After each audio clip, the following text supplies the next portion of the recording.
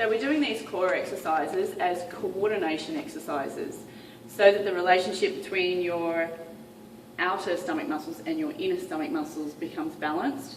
Often the outer stomach muscles are dominant, and what we want is the relationship to be the same.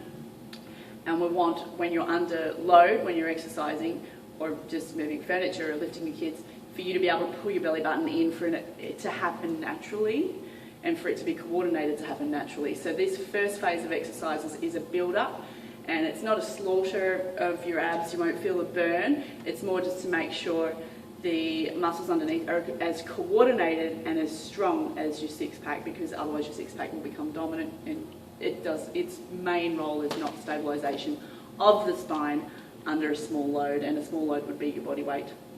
A big load would be, you know, lifting a lounge or something heavy in the gym, where you're allowed to emanate outwards a little bit with your six-pack. But the goal while you do these next couple of exercises is to keep your belly button in, unless you're doing the breathing. Breathing is moving, and the next few are belly button in. Good. Laying down on the floor, noticing that there is a small gap from your spine to the floor, placing your hand underneath this gap. Tuck your bottom under and bring your spine down onto your fingers. Now the goal is to have at least this much space between your spine, in line with your belly button, and the floor. And maintain that pressure on your fingers, not completely flat on the floor, but maintain that pressure on your fingers while you do the breathing. Inhaling, filling up, and exhale. And purely breathing down here.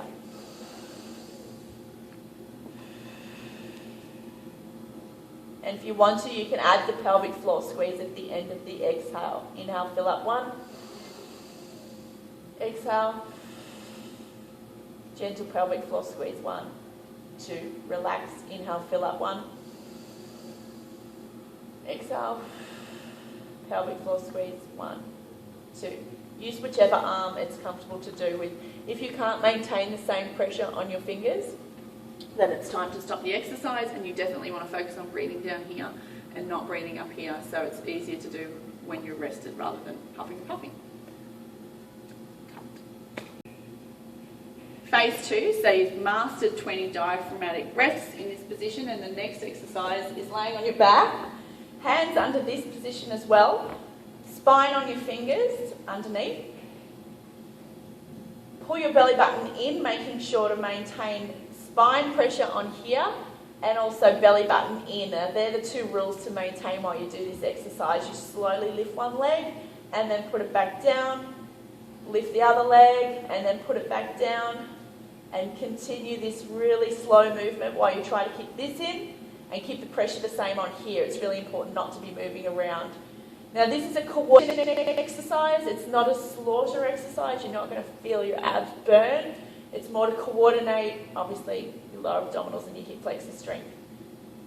And the goal is to do 3 sets of 12.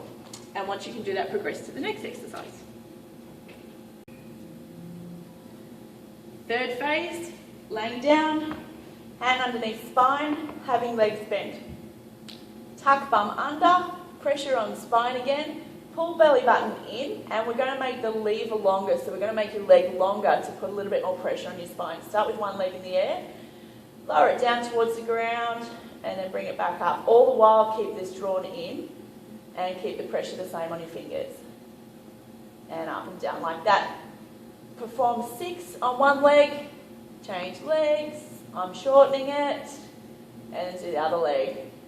Your leg might click. Not a big deal as long as it doesn't hurt. Just make sure that as you lower your leg, you're not lifting off. That's the goal, is to try and actually keep your spine the same distance from the floor, 6 on each side. That's 1 set. The goal is to perform 3. 3 sets.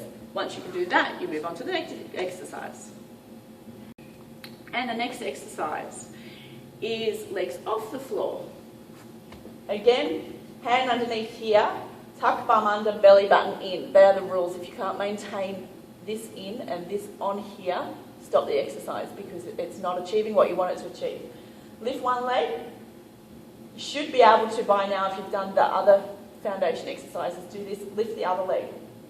Keep your legs in the air. Keep the pressure the same on here and the belly button in. You're going to slowly drop that leg to the floor, tap it, bring it back. Slowly drop the other leg to the floor, tap it, bring it back, keeping this in. Put your hand on the side of your belly. Keep the pressure the same. And the goal, again, 5 to 6 each leg. So you're doing 10 to 12 repetitions. So the goal is that exercise lasts for a certain amount of time. And then once you've done that, progress to the next phase. And the next phase, again, legs up, but legs longer. Laying down, same thing with your back. Tuck your bottom under, belly button in, leg up, and we're going to go leg down. So leg down and up. And you can continue with the same leg, keeping your belly button in, keeping your spine the same distance from the floor. 6 on that leg. Obviously I'm shortening it. 6 on the other leg. Keeping this in because you want TBA to be the dominant muscle. And once you're done, progress to the next one.